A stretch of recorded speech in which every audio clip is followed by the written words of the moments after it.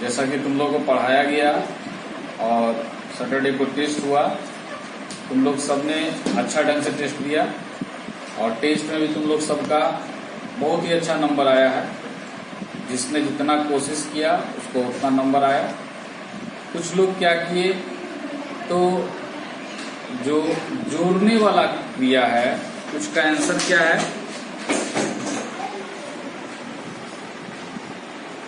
उसका आंसर इस तरह से लिखा हुआ है CHO। कुछ क्या किए हैं CHO लिखे, ठीक है, ये गलत है, ये सही, ठीक है। दूसरा कोई क्या लिखा है रसायन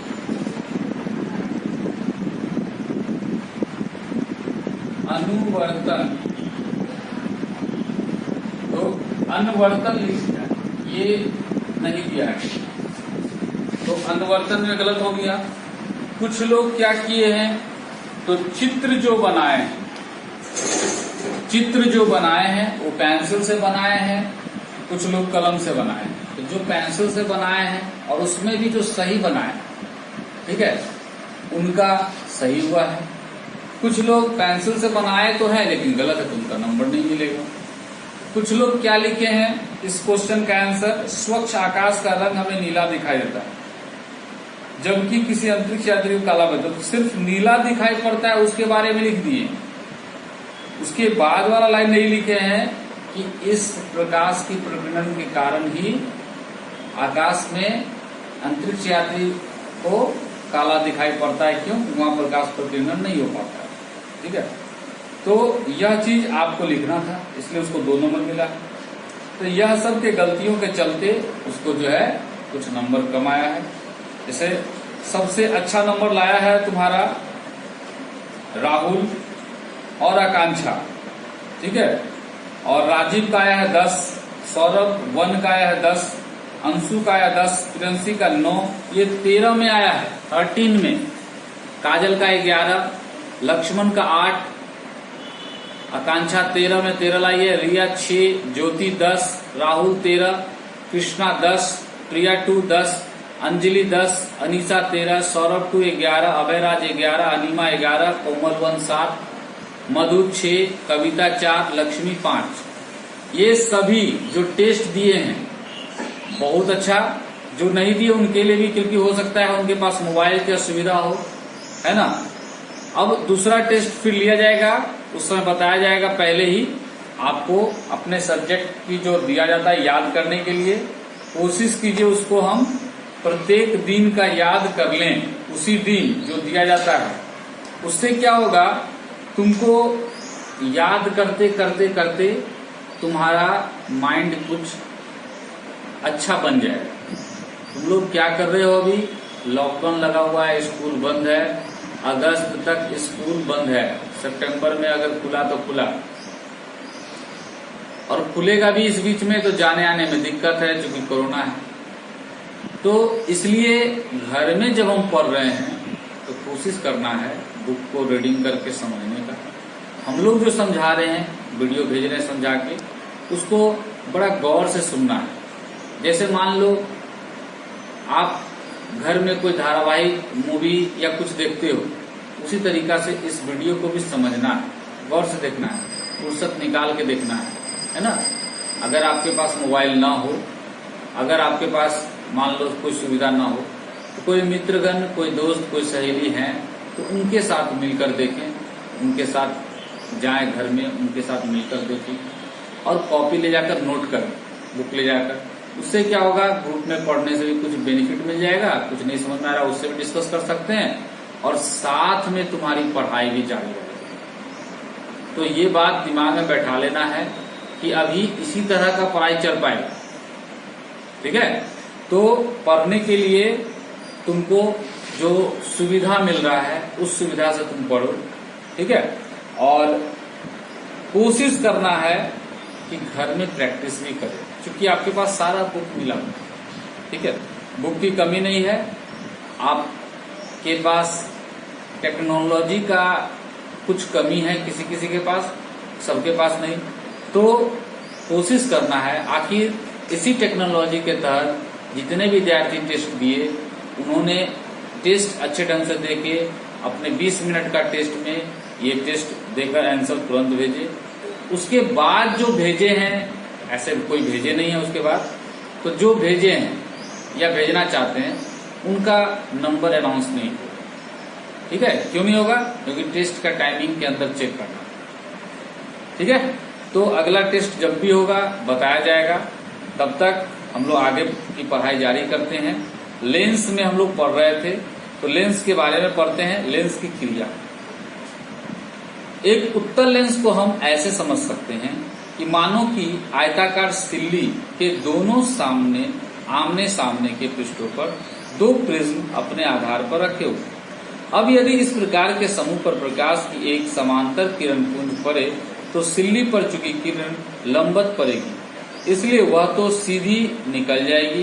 फिर चूंकि प्रिज्म से गुजरकर किरण उसके आधार की ओर मुड़ जाती है, इसलिए दोनों प्रिज्मों से गुजरकर प्रकाश की किरणें एक बिंदु की ओर अभिसरित हो जाएगी। मतलब यहाँ पे बोला जा रहा है कि एक उत्तल लेंस जो होता है वह उसके बारे में बताया है कि ऐसे समझ सकते हैं हम लोग कि मानो एक आयताकार सिल्ली है। सिल्ली मतलब समझते हो?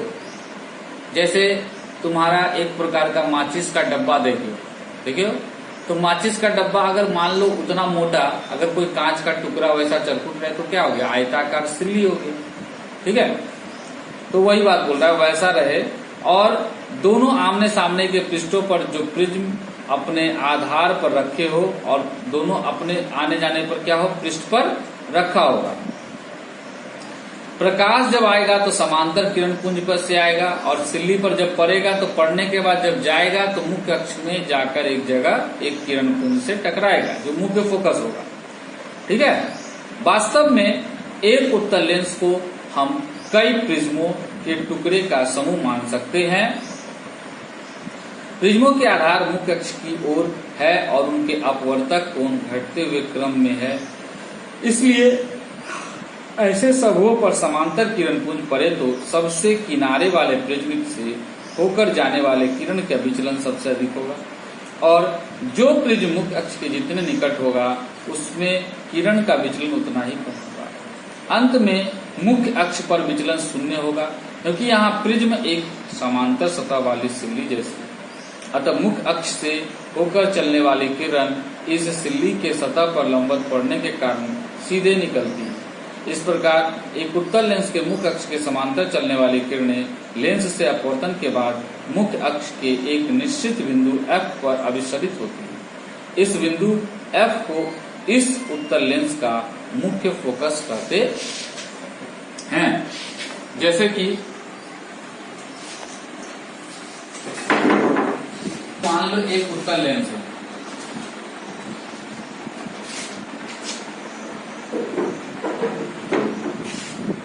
ये इसका मुख्य अक्ष, ये तुम्हारा F, ये तुम्हारा F, ये P। अगर मान लो ये हमारा यहां से एक हम लोग ऐसे खींचते हैं, ठीक है, ये ऐसे करके यहां से ठीक उसी रंग से मान लो यहां से लाएं, फिर ये यहां से ये अविलंब हो, समझे?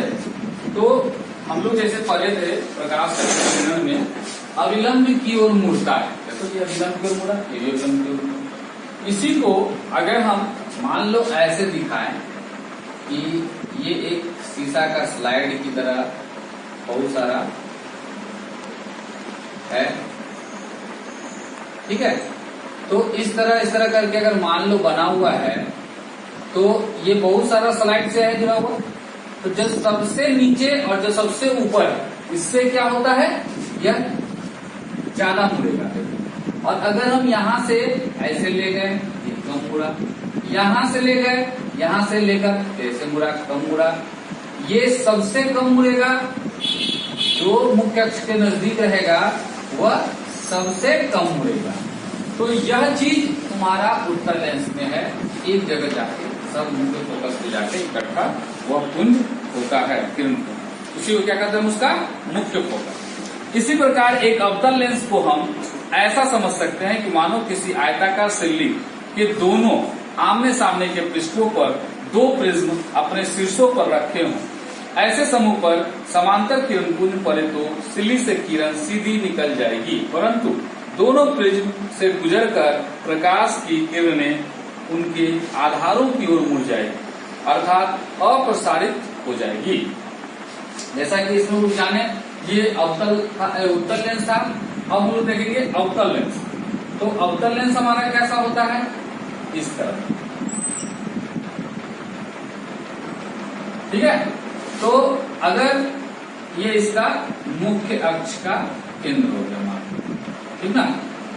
तो यहाँ पे हमारा कोई किरण आरेख दिया, इसका पहला अविलंब बना लेते हैं हम लोग। ये अविलंब की ओर गया ऐसे करके, ठीक है। यहां से क्या हुआ, ऐसे करके फैल गया, चला गया। ठीक उसी ढंग से मान लो यहाँ पे हम लोग लाए, ये फिर ऐसे करके मुड़ गया, समझे। तो जो जैसे जैसे हम इधर ले जाएंगे वो क्या होगा, मुड़ते चला जाएगा, अविलंब से मुड़ेगा।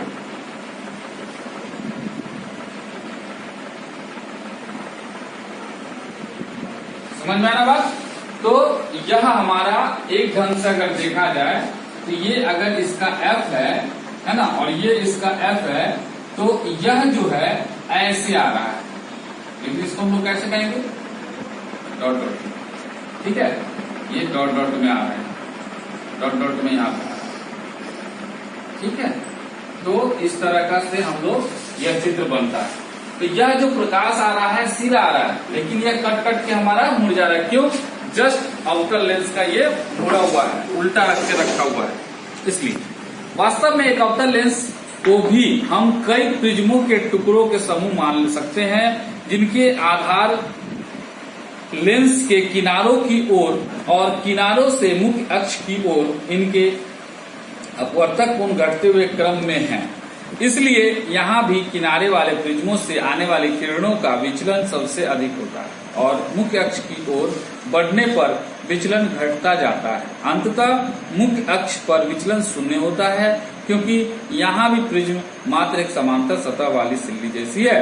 प्रिज्मों से होकर निकलने वाली किरण चूंकि आधार की ओर मुड़ जाती है, इसलिए मुख्य अक्ष के समांतर चलने वाली किरणें लेंस से निकलने के बाद मुख्य अक्ष के एक निश्चित बिंदु F से अपसरित होती प्रतीत होती है और बिंदु F को अवतल लेंस का मुख्य फोकस करते हैं। मतलब यह जो यहाँ पर आया इसको क्या कहेंगे, इसका मुख्य फोकस, क्योंकि सब एक जगह आके इकट्ठा होता प्रतीत दिखता है। जैसे वो जा रहा है उधर, उसको अगर हम लेके ऐसे आके मिलाएंगे तो कहाँ पे आएगा, F पर मिलेगा।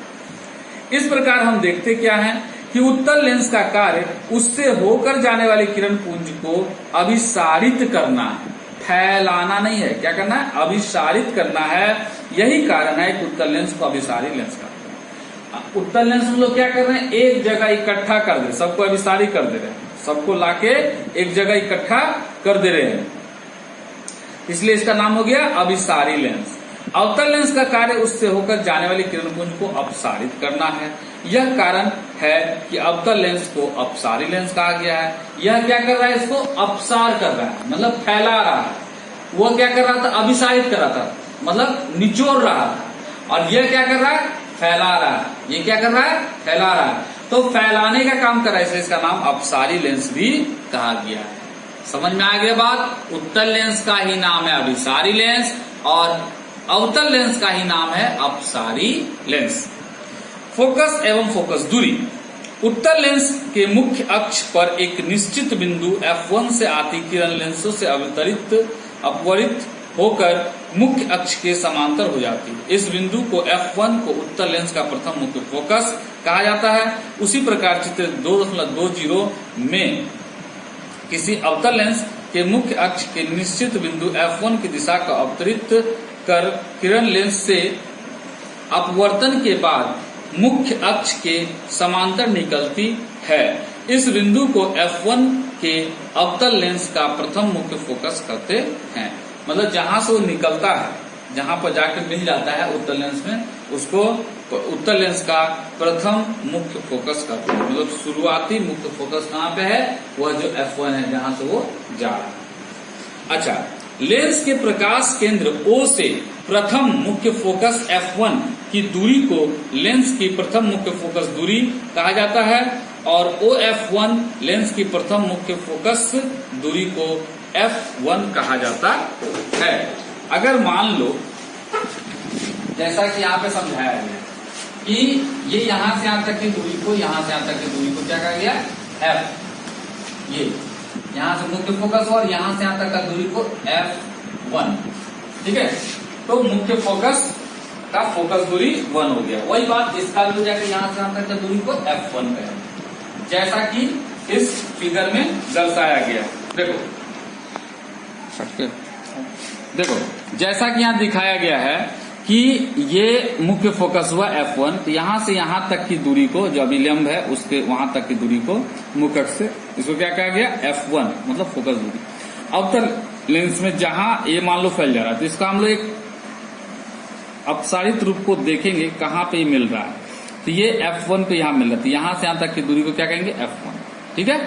अब बोल रहा है यदि प्रकाश की किरणें किसी उत्तल लेंस के प्रधान अक्ष के समांतर अपतित हो तो वे लेंस से अपवर्तित होकर प्रधान अक्ष पर लेंस के दूसरी ओर स्थित एक निश्चित बिंदु से होकर जाती है।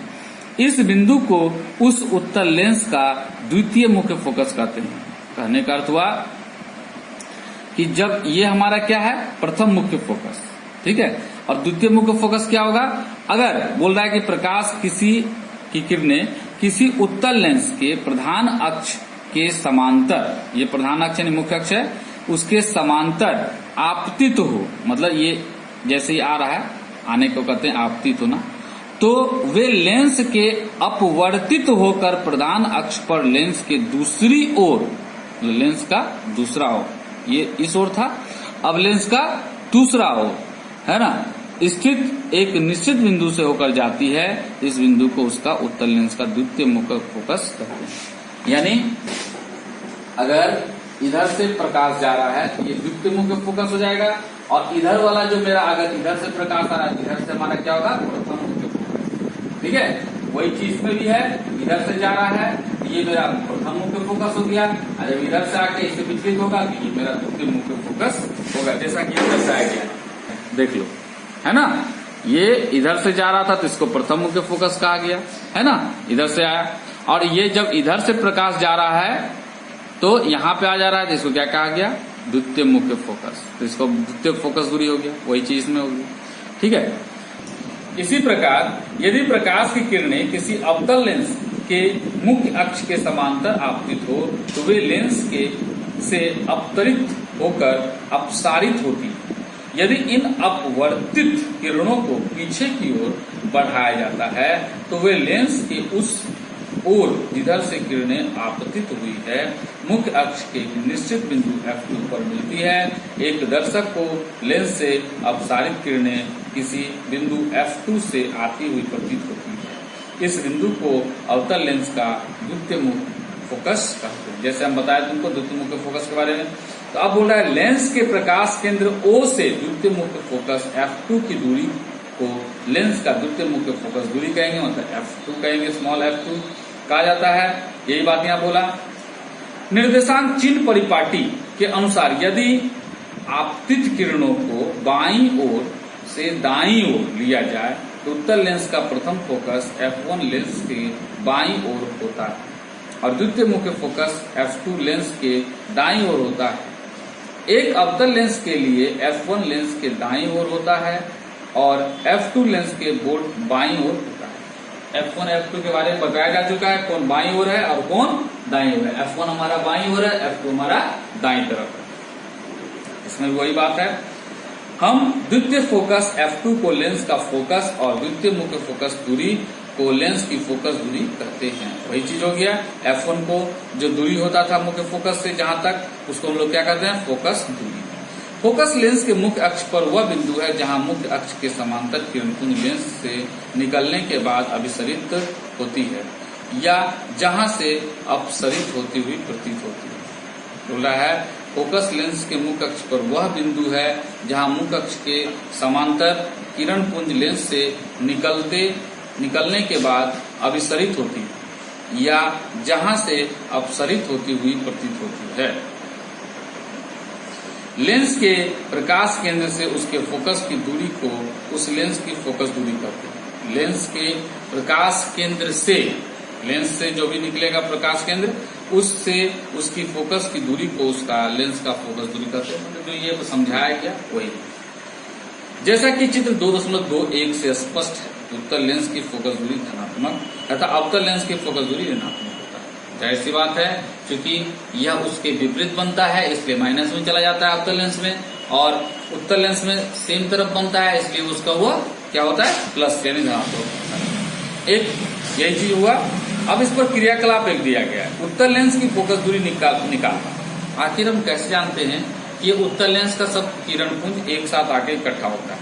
तो देखते हैं, उत्तल लेंस की फोकस दूरी निकालने के लिए इसे सूर्य की ओर रखते हैं, फिर लकड़ी का एक छोटा टुकड़ा लेंस के निकट इस प्रकार रखते हैं कि लेंस सूर्य की और लकड़ी के टुकड़े के बीच स्थित हो। अब लकड़ी के टुकड़े को धीरे से धीरे लेंस के दूर ले जाने पर एक ऐसी स्थिति आती है जब लकड़ी का एक छोटा परंतु तीक्ष्ण प्रतिबिंब फोकसित होता है और लेंस की लकड़ी के टुकड़े की स्थिति के बीच की दूरी उत्तल लेंस की फोकस दूरी के बराबर हो जाएगा। मतलब हम लोग लेंस को इतना ऐसे पकड़ेंगे कि धीरे धीरे ऊपर करते जाएंगे, जहां से देखेंगे कि ये और ये मतलब तुम्हारा एक जगह जाके सारा किरण पुंज एक जगह इकट्ठा हो जाए, और थोड़ी देर बाद देखेंगे कि वो जलने लगा। इसका मतलब ये यहाँ से यहाँ तक की दूरी को उसका क्या कहेंगे, उसका फोकस दूरी। कौन सा, जो उत्तल लेंस हम पकड़े हैं उस उत्तल लेंस का। ठीक है। प्रतिबिंब या वास्तविक और आभासी। जब किसी लेंस के सामने कोई वस्तु रखी जाती है तो उसका प्रतिबिंब दिखाई पड़ता है। वस्तु के विभिन्न बिंदुओं से प्रकाश की किरणें लेंस पर पड़ती है और अपवर्तित होकर या तो किसी बिंदु पर मिलती है या फिर किसी बिंदु से आती हुई प्रतीत होती है। हम लोगों के आंख में भी लेंस लगा हुआ है जो प्राकृतिक है, और किसी का आंख खराब हो जाता है तो लेंस लगाना पड़ता है या चश्मा लगाना पड़ता है। तो लेंस से हमारा जो सामने कोई वस्तु रखा रहता है उसका प्रतिबिंब दिखाई पड़ता है हमको, और तभी हम लोग उस किरण लेंस से जो पड़ता है उस पर, उसी का रोशनी से हम लोग उस वस्तु को देख पाते हैं। किसी बिंदु स्रोत से आती प्रकाश की किरणें लेंस से अपवर्तन के बाद जिस बिंदु पर मिलती है या जिस बिंदु से आती हुई प्रतीत होती है उसे उस बिंदु स्रोत का प्रतिबिंब कहते हैं। मतलब कहने का हुआ, जिस वस्तु या बिंदु स्रोत से आती हुई प्रकाश की किरण लेंस से अपवर्तन के बाद जिस बिंदु पर मिलती है या जिस बिंदु से आती हुई प्रतीत होती है उसे उस बिंदु स्रोत का क्या कहते हैं, प्रतिबिंब। जैसे मान लो ये वस्तु है, ये वस्तु हमको दिखाई दे रहा है, अर्थात प्रकाश का स्रोत इस पर पड़ा और फिर हमारे आंख पर पड़ा, तो यह जो यहाँ से यहाँ तक का बिंदु या तो बिंदु पर पड़ा या इससे रोशनी उधर गया। जैसे हम मरकरी को देख रहे हैं तो वो हो गया मेरा बिंदु स्रोत, अगर हम इस वस्तु को देख रहे हैं तो ये मेरा बिंदु स्रोत हो गया। यही चीज को हम समझाएं, समझ में आगे बात।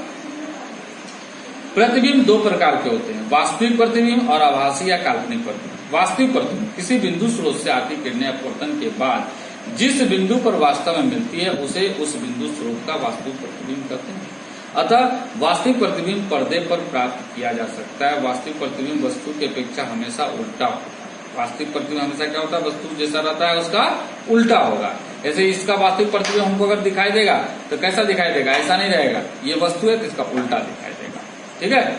अच्छा, आभासी प्रतिबिंब किसी बिंदु स्रोत से आती किरणें अपवर्तन के बाद जिस बिंदु से आती हुई प्रतीत होती है उसे इस बिंदु स्रोत को आभासी या काल्पनिक प्रतिबिंब कहते हैं, है ना। अतः आभासी प्रतिबिंब को पर्दे पर नहीं प्राप्त किया जा सकता। आभासी प्रतिबिंब वस्तु की अपेक्षा हमेशा सीधा होता है। आभासी प्रतिबिंब हमेशा सीधा होता है और इसको हम लोग पर्दे पर नहीं उतार सकते हैं, है ना। जैसे मान लो अगर हमको किसी चीज को दिखाना रहता है, जैसे हम लोग जाते हैं वीडियो देखने के लिए सिनेमा हॉल में सिनेमा देखने के लिए, तो सिनेमा के पर्दा पे हम लोग को जो दिखाई देता है आकृति किसी हीरो हीरोइन का या कुछ भी विलेन का किसी भी चीज का, वो सारा वास्तविक होता है। ठीक है। अब लेंसों के लिए किरण आरेख की बनावट, आखिर उसका किरण आरेख का क्या बनावट है। लेंस अपने सामने रखे प्रदीप्त वस्तुओं के प्रतिबिंब बनाते हैं। लेंसों द्वारा प्रतिबिंब निर्माण के लिए वस्तु के किसी बिंदु से कम 2 किरणें लेते हैं। लेंस से अपवर्तन के बाद ये किरणें जिस बिंदु पर मिलती है या वह बिंदु स्रोत का वास्तविक प्रतिबिंब होता है। इस प्रकार एक बिंदु को लेकर वस्तु के पूरे प्रतिबिंब की रचना की जा सकती है। अब प्रश्न उठता है कि किन 2 कारणों को लिया जाए। विशेष कारणों से जिनकी व्याख्या नीचे दी जा रही है, हम निम्नलिखित में से किन्हीं 2 कारणों को ले सकते हैं। प्रकाश केंद्र की दिशा में आपतित किरण, मतलब प्रकाश केंद्र की दिशा में, प्रकाश जिधर से आ रहा है उस दिशा में आपतित किरण। लेंस के प्रकाश केंद्र की दिशा में आपतित किरण लेंस से अपवर्तन के बाद बिना विचलित हुए सीधे निकल जाती है। बोल रहा है लेंस के प्रकाश केंद्र की दिशा में आपतित किरण मतलब आती हुई किरण से अपवर्तन मतलब लौटती हुई के बाद बिना विचलित हुई सीधा, मतलब जब विचलित नहीं होगा तो जो सीधा निकल जाता है उसको कहेंगे प्रकाश केंद्र की दिशा में आपतित होना। दूसरा है मुख्य अक्ष के समांतर किरण। उत्तल लेंस के मुख्य अक्ष के समांतर आने वाली किरणें लेंस में अपवर्तन के बाद लेंस के फोकस से होकर गुजरती है, जबकि अवतल लेंस में मुख्य अक्ष के समांतर आपतित किरणें लेंस से अपवर्तन के बाद लेंस के फोकस से आती हुई प्रतीत होती है। जैसे कि यह हमारा उत्तल लेंस है, मुख्य अक्ष के समांतर अगर कोई किरण रेखा आया तो क्या है अविलंब से लेकर मुड़ जाता है और मुख्य फोकस से होती हुई जाती प्रतीत हो रहा है। लेकिन जब अवतल लेंस में तो हम लोग का देख रहे हैं कि विचलित हो रहा है, लेकिन जब हम उसको देखते हैं तो हमारा अपसारी में दिखाई देता है कि मुख्य फोकस पे आ रहा है। फोकस की दिशा में आपतित किरण, जब कोई किरण लेंस के फोकस की दिशा में आपतित होती है तो वह अपवर्तन के बाद लेंस के अक्ष के समांतर प्रतीत होती है या निकलती है। अगर हम मुख्य फोकस से देंगे तो ये प्रकाश कैसा आएगा, ऐसे निकलेगा। वही बात अगर मुख्य फोकस से हम लोग भेजेंगे तो हमारा क्या हो जाएगा, ऐसा सीधा मुख्य अक्ष के समांतर में जाएगा। अब बोल रहा है उत्तल लेंस से बनने वाला प्रतिबिंब हम किरण आरेख द्वारा किसी उत्तल लेंस के मुख्य अक्ष पर विभिन्न दूरियों पर रखी वस्तुओं के प्रतिबिंब की स्थिति, आकार तथा प्रकृति जान सकते हैं। किरण आरेख जैसा कि दिया हुआ है, O को लेंस का प्रकाश केंद्र कहते हैं और F1 O F2 लेंस का मुख्य अक्ष हुआ, F1 तथा F2 लेंस का फोकस हुआ, 2F1 2F2 लेंस से फोकस की दुगनी दूरी पर बिंदु होता है। AB मुख्य अक्ष के लंबवत रखी वस्तु हुआ, A' B' जो है मुख्य अक्ष के लंबवत बना वस्तु का प्रतिबिंब हुआ। किरण आरेख 1, किरण आरेख 2, किरण आरेख 3 हुआ। पहला प्रकाश केंद्र की दिशा में आपतित किरण हुआ, 2 मुख्य अक्ष के समांतर आपतित किरण हुआ और 3 फोकस की दिशा में आपतित किरण हुआ। ये सब के बारे में वर्णन किया गया कि किसको क्या कहते हैं। वस्तु के किसी बिंदु A के इन तीनों विशेष किरणों में से कोई 2 किरण लेते हैं। लेंस से अपवर्तन के बाद ये किरणें जहां A' पर कटती है वहां A का वास्तविक प्रतिबिंब बनता है, परंतु यदि वे किसी बिंदु A' से आती हुई प्रतीत होती है तो वहां A का आभासी प्रतिबिंब बनता है। बोल रहे यहाँ कोई वस्तु मान लो बिंदु A से इन तीनों विशेष किरणों में से कोई 2 किरण लेते हैं अगर मान लो, और लेंस से अपवर्तन के बाद कौन सी किरण, किरण संख्या 1, किरण संख्या 2, किरण संख्या 3 में से कोई भी लेते हैं तो उनमें से हमारा A' पर जाकर अगर कटता है तो वहां का एक वास्तविक प्रतिबिंब बनता है। जहां पर कटेगा वहां पर क्या होगा, A का एक वास्तविक प्रतिबिंब होगा यानी A' पे। परंतु यदि वे किसी बिंदु A' से आती हुई प्रतीत होती है, लगेगा कि वो A' से आ रहा है, तो वहां A का आभासी प्रतिबिंब होगा। ऐसा नहीं होगा, वास्तविक नहीं होगा, कैसा होगा, आभासी। वही वास्तविक और आभासी एक ही हुआ है ना, अब सारी नहीं हुआ। तो इस तरह का प्रतिबिंब बनता है। अब हम लोग देखेंगे उत्तल लेंस से बने प्रतिबिंब, मतलब उत्तल लेंस का जो प्रतिबिंब है वह कैसे बन रहा है अलग अलग जगहों पे। ठीक है, इसको हम लोग नेक्स्ट डे पढ़ेंगे। ठीक है, अब एक बात जानो,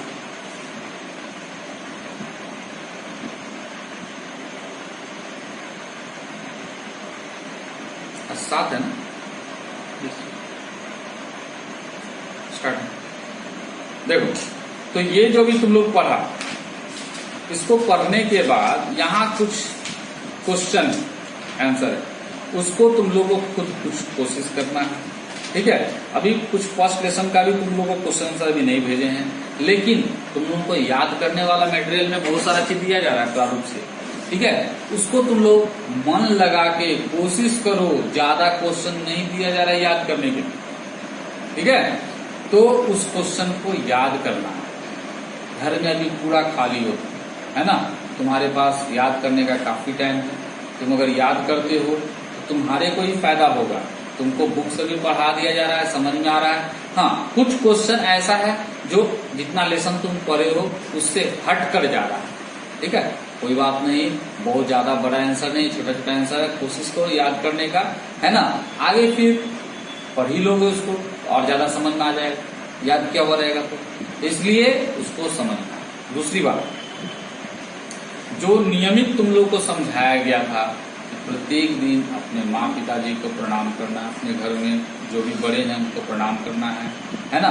तो धीरे धीरे आप लोग देख रहे हैं कि इस चीज को भी भूल रहे हो घर में रहकर, है ना। तो ये शिष्टाचार को आप क्या कीजिए, अपने भारतीय संस्कृति को अपनाइए, भूलिए मत कि हमारा भारत का संस्कृति यह है। ठीक है, और हमारे माँ पिताजी हमारे लिए भगवान हैं, उनको भगवान समझकर आपको क्या करना है, प्रत्येक दिन प्रणाम करना है। साथ ही साथ प्रत्येक दिन आपको जो बोला गया है, अभी बाजारों में सभी चीज खुल गए हैं, मार्केट में बहुत भीड़ है, झूठ मूठ का घूमने नहीं जाना है। अगर कोई काम ही है तो मास्क लगा कर जाना है, और वहां से आने के बाद हाथ मुंह धो लेना है। क्यों?